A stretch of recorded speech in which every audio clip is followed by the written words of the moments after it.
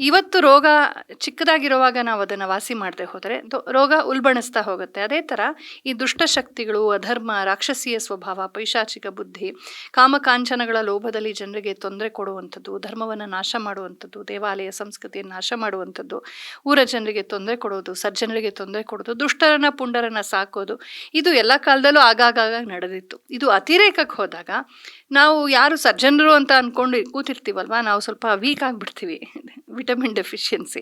ಆವಾಗ ನಾವು ಯಾವುದೇ ಒಂದು ತುಂಬ ಅತಿ ಹೋಗ್ಬಿಟ್ಟಿರುತ್ತೆ. ಆವಾಗ ಸಾಮಾನ್ಯ ಕ್ರೋಸಿನಿಂದ ಜ್ವರ ಹೋಗಲ್ವಲ್ಲ, ದೊಡ್ಡ ಔಷಧಿ ಆ ಥರ. ಆವಾಗ ಅಸಹಾಯಕತೆ ಅಂದರೆ ಅಧರ್ಮ ತುಂಬ ಹೆಚ್ಚಿದಾಗ, ಧರ್ಮಕ್ಕೆ ತುಂಬ ಒಂದು ವೀಕ್ನೆಸ್ಸು, ದೌರ್ಬಲ್ಯ ಉಂಟಾದಾಗ ಆಗ ಜಗನ್ಮಾತೆ ಅವತರಿಸ್ತಾಳೆ ಅಂತ. ಈ ಜಗತ್ತನ್ನೆಲ್ಲ ಸೃಷ್ಟಿ ಮಾಡಿದಂಥ ಜಗನ್ಮಾತೆ ಕಾಲಕ್ಕೂ ಧರ್ಮ ಸಂಸ್ಥಾಪನೆಗಾಗಿ ಬರ್ತಾಳೆ.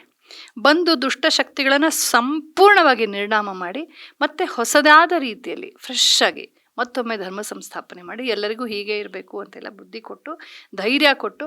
ನೋಡಿ, ಸಜ್ಜನರಾಗಿದ್ದರೆ ಸಾಲದು, ಸಜ್ಜನಿಕೆಗೆ ಧೈರ್ಯ ಬೇಕು. ಸ್ವಾಮಿ ವಿವೇಕಾನಂದರು ಅದನ್ನೇ ಹೇಳ್ತಾರೆ.